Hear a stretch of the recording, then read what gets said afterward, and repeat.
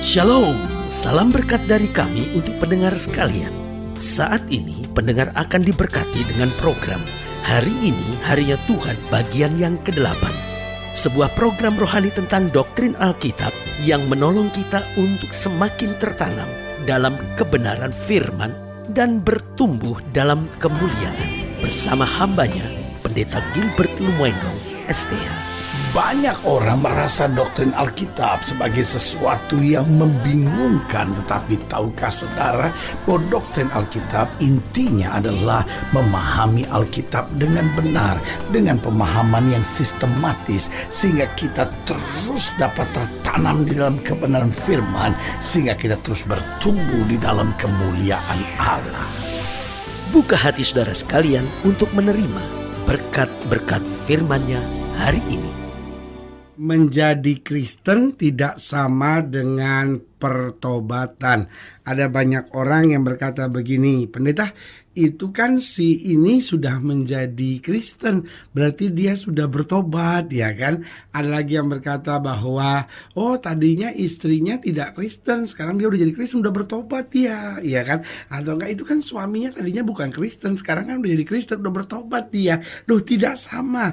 Menjadi Kristen tidak sama dengan pertobatan, karena kita jangan takabur dulu bahwa orang Kristen tidak pasti masuk surga, karena hanya orang-orang yang bertobat. Alkitab berkata, karena begitu besar kasih Allah akan dunia ini, sehingga Ia telah mengaruniakan anak yang tunggal, supaya barang siapa yang percaya. Nah, itulah pertobatan.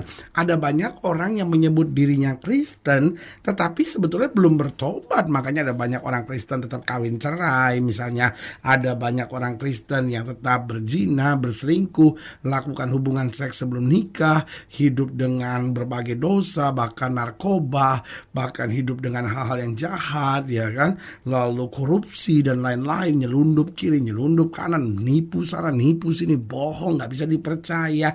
Karena apa? Karena pertobatan itu yang merubah hidup orang. Makanya menjadi Kristen saya sebut tidak sama dengan pertobatan, karena banyak orang Kristen yang belum bertobat. Nah, pertanyaan kita mungkin kan sederhana ini aja, apa sih artinya bertobat? Nah, bertobat itu berarti menjadikan Kristus sebagai raja dan penguasa atas hidup kita. Makanya Paulus berkata, aku hidup, namun bukan lagi aku yang hidup, tetapi Kristus yang hidup dalam aku.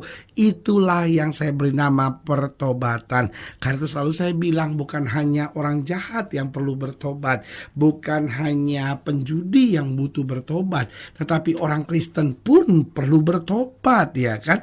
Orang-orang yang sudah ada di gereja pun perlu bertobat, sehingga kita sungguh-sungguh menjadikan Kristus sebagai raja dan penguasa atas segala segi kehidupan kita. Ada banyak orang, betul dia udah pelayanan, ya kan, tapi soal bisnis, wah, hidupnya gak karu-karuan. Betul ada banyak orang udah lepas narkoba, ya kan, tapi masih hidup dengan seks bebas.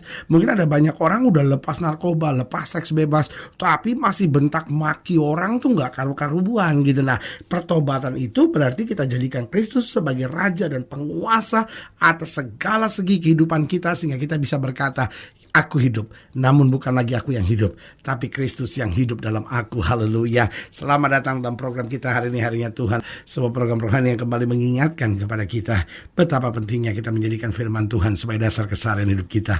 Karena selama kita jadikan firman Tuhan sebagai dasar keseharian hidup kita, langkah-langkah ke depan kita penuh dengan kepastian, kemenangan, berkat, mujizat, dan perkara-perkara yang besar. Haleluya. Dan dalam program ini kita memang sedang bicara tentang pertobatan, karena saya percaya pertobatan merupakan kunci kemenangan. Pertobatan merupakan kunci untuk mengalami hidup dalam kuasa.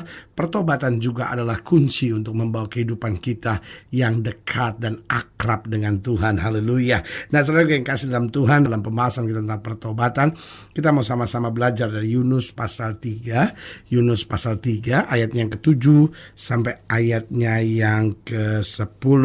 Yunus pasal 3 ayat yang ke-7 sampai ayat yang ke-10. Demikian firman Tuhan. Dikatakan demikian, Yunus pasal 3 ayat 7 sampai 10.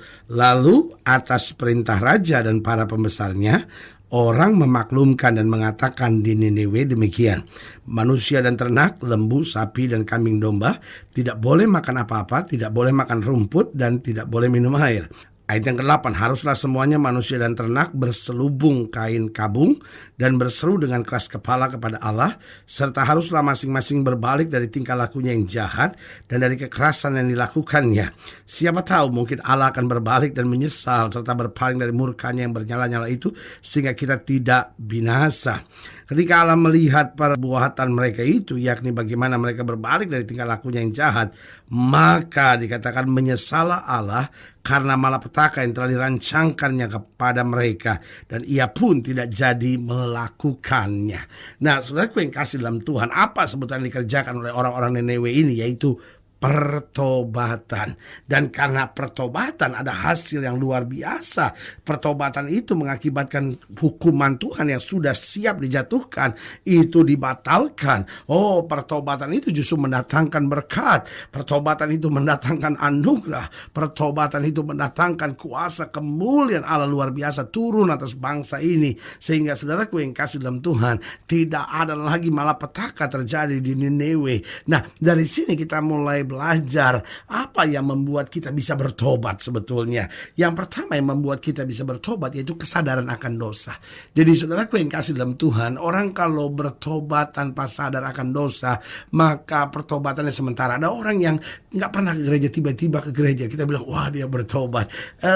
Bisa jadi dia betul-betul bertobat, tetapi saya khawatir ada banyak juga yang kadang-kala karena ada minta sesuatu, ya kan. Mungkin dia lagi mau ujian misalnya, ya kan, atau mungkin dia lagi stres sama suaminya, atau mungkin dia lagi pusing sama istrinya, atau mungkin dia ada permintaan sesuatu untuk usahanya, ya kan, sehingga tadinya nggak pernah ke gereja tiba-tiba masuk gereja karena dia pikir Tuhan, ini sekarang saya datang nih sama Tuhan sebab saya butuh nih, ya kan. Jadi nggak semua orang ada dalam gereja pasti bertobat, tapi bertobat itu yang pertama harus ada kesadaran akan dosa. Jadi oh iya ya Tuhan, ya saya hidup dalam dosa, kalau saya begini terus hidup saya hancur Tuhan, kalau saya begini terus saya akan ke neraka, kalau saya begini terus Tuhan hidup saya pasti akan binasa, ya kan. Berarti sekarang saya mau berbalik dari jalan-jalan saya yang jahat. Yang pertama harus ada kesadaran akan dosa. Yang kedua, kesadaran akan janji-janji Tuhan. Kenapa seorang bertobat? Karena Tuhan berjanji bahwa orang yang berseru kepada Tuhan akan diselamatkan. Karena Tuhan berjanji bahwa kalau kita hidup di dalam Tuhan, maka terang Tuhan akan terbit atas hidup kita. Kita mulai ngerti bahwa janji Tuhan adalah kalau kita mengaku dosa kita, Allah itu setia dan adil. Dia akan mengampuni dan menyucikan kita dari segala kejahatan kita. Lalu kita mulai sadar akan janji-janji Tuhan ini. Dan janji-janji Tuhan ini yang menggerakkan kita untuk berkata, Tuhan, aku tinggalkan dosa, aku berjalan dalam anugerah kasih setia dan berkat Tuhan yang luar biasa. Yang ketiga saya pelajari apa yang dapat membuat kita bertobat, yaitu kesadaran akan rencana Tuhan dalam hidup kita. Karena saudaraku yang kasih dalam Tuhan, kita hidup bukan untuk asal hidup. Kita perlu memiliki hidup yang bermakna. Kita perlu memiliki hidup yang berarti, dan Tuhan mau hidup kita berarti. Nah, waktu kita menyadari rencana Tuhan, karena Alkitab bilang, rancanganku mengenai kamu bukan rancangan kecelakaan, tapi rancangan untuk mendatangkan kepadamu hari depan yang penuh harapan. Jadi kalau kita kesadaran akan dosa-dosa kita sadarkan janji Tuhan, lalu kita mulai sadarkan rencana Tuhan dalam hidup kita, kita ngerti, wah, dunia ini ternyata cuma membawa saya pada kebinasaan. Karena Alkitab berkata dunia ini sedang lenyap dengan segala kebinasaannya, tetapi orang yang melakukan firman Allah, kata Alkitab, akan tetap hidup sampai selama-lamanya. Waktu kita ngerti rencana Allah ini, baru kita berkata, iya Tuhan, saya nggak bisa hidup dalam dosa terus-menerus. Tuhan, saya nggak bisa hidup begini terus. Saya mesti berbalik, saya mesti menjadikan Yesus yang paling utama dalam hidup saya. Maka saya akan melihat kemuliaan Tuhan nyata dalam hidup saya. Haleluya. Dan yang keempat saya pelajari apa yang dapat membuat kita bertobat, itu kesadaran akan kasih dan kuasa Tuhan. Waktu kita sadar, iya ya Tuhan tuh mengasihi saya, iya ya Tuhan punya kuasa yang luar biasa. Makin saya hidup dalam dunia, makin saya rasa kosong, makin saya rasa berat, makin saya merasa hidup tidak berarti, makin saya merasa beban-beban hidup kok kayaknya berat banget gitu. Tapi waktu kita memandang Tuhan, kita rasakan kasihnya, kita mulai berkata, iya Tuhan ya, betul, justru dalam Tuhan saya rasakan damai, saya rasakan sejahtera, bahkan saya mengalami suasana yang gak bisa saya alami dalam dunia ini. Itu yang Yesus berkata, damai sejahteraku ku tinggalkan kepadamu, tidak seperti yang dunia berikan, karena damai sejahtera yang kuberikan adalah damai sejahtera yang kekal. Haleluya. Nah, saudaraku yang kasih dalam Tuhan, jadi jelas apa yang dapat membuat kita bertobat, yaitu kesadaran akan dosa. Yang kedua, kesadaran akan janji-janji Tuhan. Yang ketiga, itu kesadaran akan rencana Tuhan dalam hidup kita. Lalu yang keempat, kesadaran akan kasih dan kuasa Tuhan yang luar biasa dalam hidup kita. Nah, pertanyaannya, apa itu pertobatan? Yang pertama saya pelajari, pertobatan itu total. Artinya apa? Meliputi seluruhnya. Ada banyak orang yang berkata, ya saya sudah masuk gereja, saya juga sudah tinggalkan narkoba, saya juga sudah tinggalkan seks bebas. Cuman kalau ninggalin bir kayaknya masih susah, sebab ya kadang-kala saya tuh malam-malam gitu ya, agak dingin-dingin gitu ya, rasa ya enak gitu kalau minum ini gitu ya kan. Atau enggak, ya bir udah saya tinggalkan, narkoba sudah saya tinggalkan, seks bebas sudah saya tinggalkan, cuman rokok ini masih agak sulit gitu ya kan. Nah, pertobatan itu total. Artinya apa? Seluruh bagian kehidupan kita. Jangan bilang, wah saya semuanya udah saya kerjakan, saya udah tinggalin dosa, saya udah tinggalin narkoba, saya udah tinggalin semua. Tapi ya namanya saya bisnis, jadi ya nipu-nipu sedikit adalah gitu ya kan. Nah, ini yang saya bilang, pertobatan setengah-setengah gini artinya belum bertobat. Karena pertobatan yang sejati adalah pertobatan yang total. Itu jelas. Apa itu pertobatan? Pertobatan itu harus total, meliputi seluruhnya. Sehingga kita berkata, Kristus sekarang yang pegang kendali dalam hidup saya. Yang kedua, pertobatan itu harus radikal. Artinya apa? Dari akarnya, bukan cuman kulit luarnya saja. Ada banyak orang kelihatannya bertobat tapi kulit luarnya aja. Artinya apa? Mungkin dia berhenti narkoba ya kan, tetapi mungkin urusan narkoba masih dia jalankan sebetulnya, cuman dia nggak make aja gitu ya kan, karena dia pikir udahlah saya nggak mau make lah gitu. Tapi kalau ya usahanya sedikit-sedikit ya, kenalin orang ke sini-sini ya masih jalanin lah gitu ya kan. Mungkin ya udah nggak pergi ke dukun nyembah sana nyembah sini, udah nggak lagi, tapi baca-baca bintang masih lah gitu ya kan. Ini yang saya bilang luarnya tapi nggak sampai akar. Radikal itu dari akar-akarnya. Kita berkata, Tuhan mulai sekarang aku lepaskan segala sesuatunya, aku jadikan Yesus yang paling utama dalam hidup saya. Dan yang ketiga, yang terakhir, pertobatan itu harus kekal. Artinya apa? Sampai selama-lamanya. Jangan cuma emosionalnya aja gitu, suasana lagi asik gitu, suasana lagi enak gitu, ya udahlah saya mau bertobat lah gitu. Tapi kalau ada badai lagi, ada masalah lagi, aduh Tuhan saya udah gak kuat gitu. Jadi saudara gue yang kasih dalam Tuhan, apa itu pertobatan? Pertobatan harus total. Yang kedua harus radikal. Dan yang ketiga harus kekal. Sekali kita bertobat, selama-lamanya kita jadikan Yesus yang paling utama dalam hidup kita. Haleluya. Saudara gue yang kasih dalam Tuhan, jika saudara ingin dilayani lebih jauh, hubungi kami melalui telepon, hubungi kami melalui surat, kunjungi website kami, karena kami ada untuk membawa Bapak Ibu Saudara senantiasa lebih dekat pada Tuhan dan mengalami kasih kuasa mujizat yang luar biasa. Haleluya. Secara khusus melalui program ini juga saya mau berdoa buat siap yang sakit, siap yang berbeban berat, karena saya percaya bahwa bagi Allah tidak ada perkara yang mustahil. Dan saudara yang didoakan secara khusus boleh taruh tangan kanan saudara di dada, dan kita akan berdoa. Mari kita berdoa. Bapa, dalam nama Yesus, hamba doa buat yang sakit, hamba doa buat yang berbeban berat, hamba doa untuk setiap mereka yang sedang menghadapi masa-masa yang sukar, karena hamba percaya bagi Allah tidak ada perkara yang mustahil. Bapak, hamba juga doa sehingga setiap kami hari ini boleh kembali mengalami mujizat kemenangan berkat Tuhan yang berkelimpahan.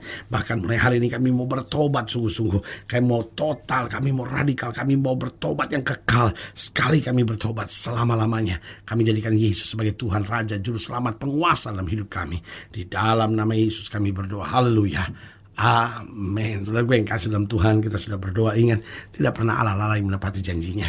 Inilah saatnya buat kita untuk bangkit, bersemangat, bersuka cita dalam menghadapi segala perkara. Karena kita tahu Yesus hidup, Yesus berkuasa dan selalu menyediakan yang terbaik buat anak-anaknya.